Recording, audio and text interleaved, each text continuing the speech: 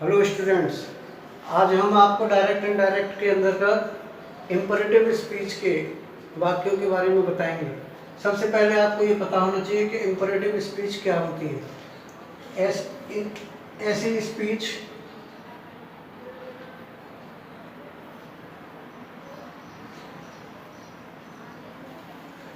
जिनसे प्रार्थना, सलाह, आज्ञा,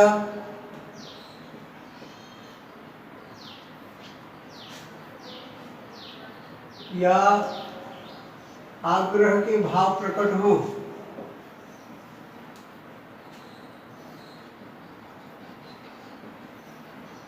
हो उन्हें इम्परेटिव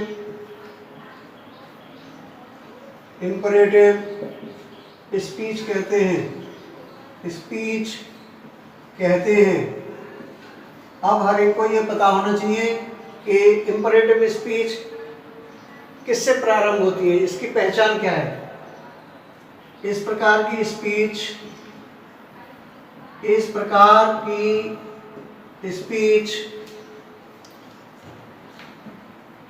वर्ब की फर्स्ट फॉर्म से, डू नॉट से,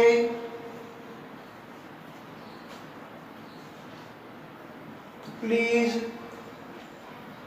ऑलवेज या नेवर से प्रारंभ होती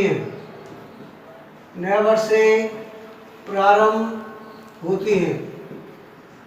अर्थात जो वर्ब की फर्स्ट फॉर्म से सेंटेंस शुरू हो, डू नॉट से हो, ऑलवेज से हो, नेवर से हो, या उसमें प्लीज भी आए, तो ऐसी स्पीच हम इम्परेटिव स्पीच के अंतर्गत रखते हैं। इन्हें आज्ञा सूचक या प्रार्थना सूचक भी बोलते हैं हम। अब इसके रूल्स के बारे में बात करेंगे कि हम इसके रूल्स क्या होते हैं। डायरेक्ट से इनडायरेक्ट बनाते समय कौन कौन से रूल्स अप्लाई होते हैं इसमें, ये देखना है। सबसे पहला नियम है रिपोर्टिंग वर्ब सेड या सेड टू को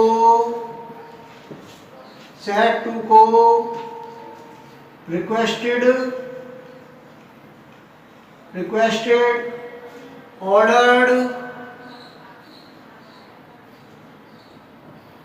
एडवाइज्ड, अर्गड या फॉरवर्ड में बदलते हैं। रूल नंबर 2 में आएंगे। अब सेकंड रूल है इसका। सेकंड रूल में इन्वर्टेड कॉमास को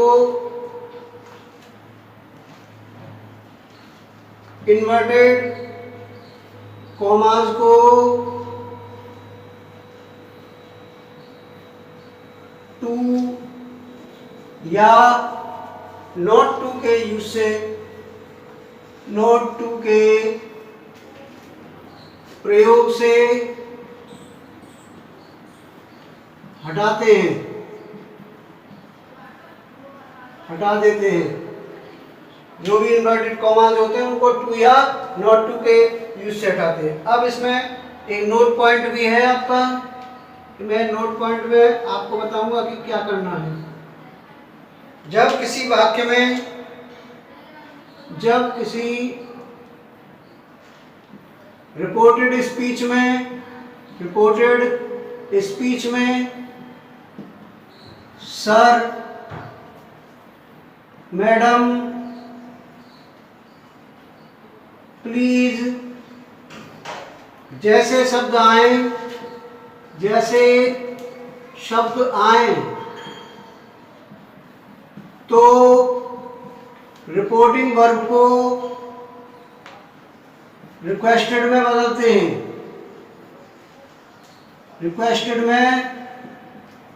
हैं। अब इसके बाद दूसरा एक और नोट पॉइंट है इसका। तो सेकंड पॉइंट क्या है हमारा, ये हम फर्स्ट पॉइंट मान लेते हैं इसका। दूसरा, रिपोर्टेड स्पीच में जब वाक्य डू नॉट से प्रारंभ हो, डू नॉट से प्रारंभ हो तो रिपोर्टिंग वर्ब को फॉरवर्ड में बदल सकते हैं, फॉरवर्ड में बदल सकते हैं। तब नॉट टू के स्थान पर बजाय ये बोलने नॉट टू के बजाय टू के प्रयोग से इन्वर्टेड कॉमास को हटाते हैं। ये इसके स्टूडेंट्स क्या हैं, सारे रूल्स हैं। जब हम फॉरवर्ड का यूज करेंगे तो टू लगाएंगे, नॉट टू नहीं लगाएंगे। डू नॉट लगता है तो नॉट टू का प्रयोग करते हैं। तो ये सारे आपके इंपरेटिव स्पीच के जो रूल्स हैं मेन वो सारे हो गए। इसी के आधार पर अब हम आपको इसकी एक्सरसाइज बताएंगे, इसी इंपरेटिव स्पीच के आधार पर कि कौन कौन सी इसकी एक्सरसाइज होती है, कब कौन सा रूल इसका अप्लाई करते हैं। ये सभी नोट कर लीजिए इसे और इसको लर्न भी करना है। और इसी आधार पर मैं आपको इंपरेटिव स्पीच से संबंधित सभी एक्सरसाइज बताने जा रहा हूँ। अब इसके आगे आप इंपरेटिव स्पीच की एक्सरसाइज नोट करेंगे।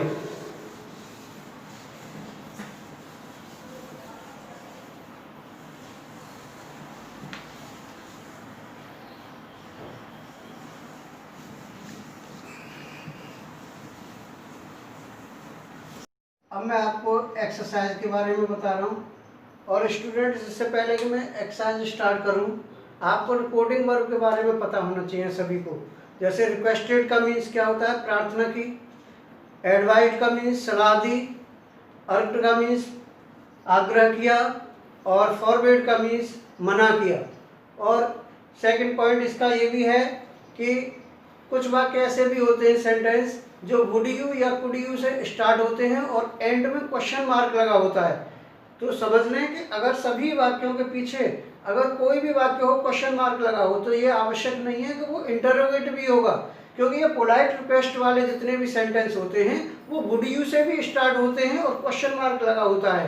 तो ऐसे सेंस के अनुसार इनको हम प्लीज समझ करके और उसको हम रिक्वेस्ट से बनाते हैं, ना कि उसे आस्क्ड से। जैसे मैं एग्जाम्पल आपको दे रहा हूँ इसी का, जैसे the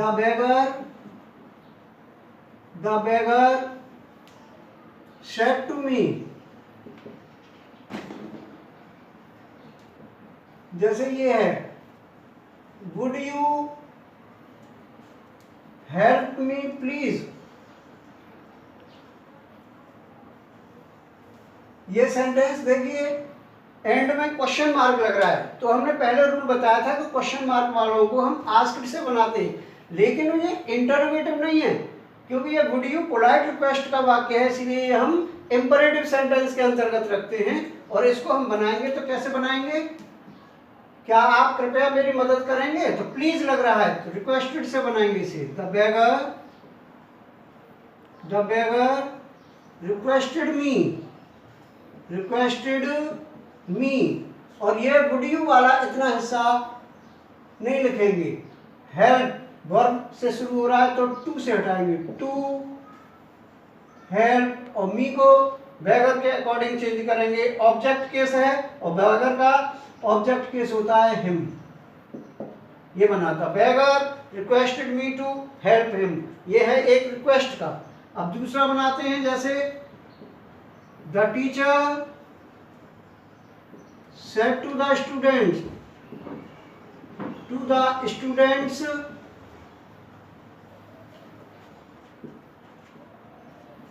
work hard for the examination,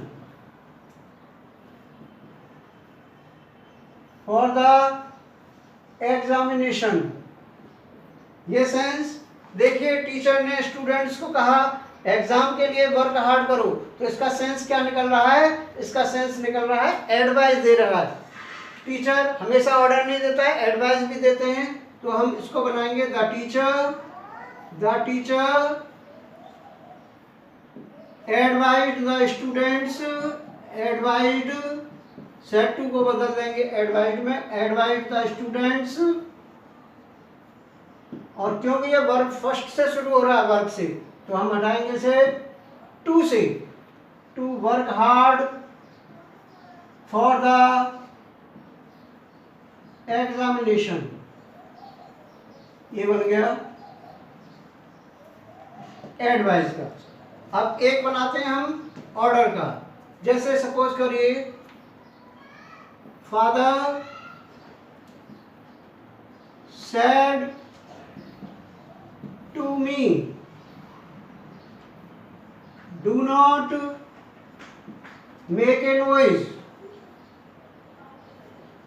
father ने मुझसे कहा कि शोर मत करो, तो ये ऑर्डर का सेंस निकल रहा है। अब हम इसको बनाएंगे फादर ऑर्डर्ड मी।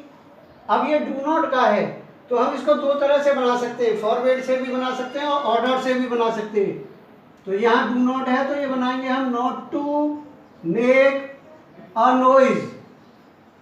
अब इसको हम दूसरी तरह से फॉरवर्ड से अगर बनाना चाहें तो कैसे बनाएंगे, फादर फॉरवर्ड मी।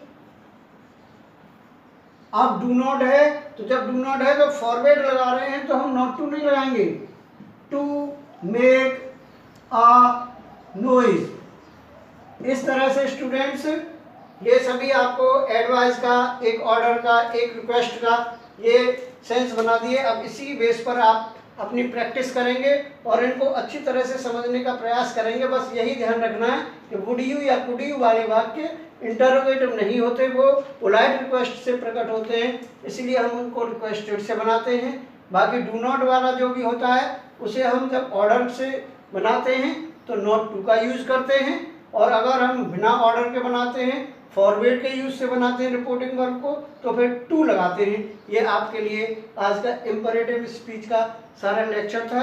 आप इसको, उम्मीद कर रहा हूँ कि आपने इसको अच्छी तरह से समझा होगा और प्रैक्टिस करेंगे।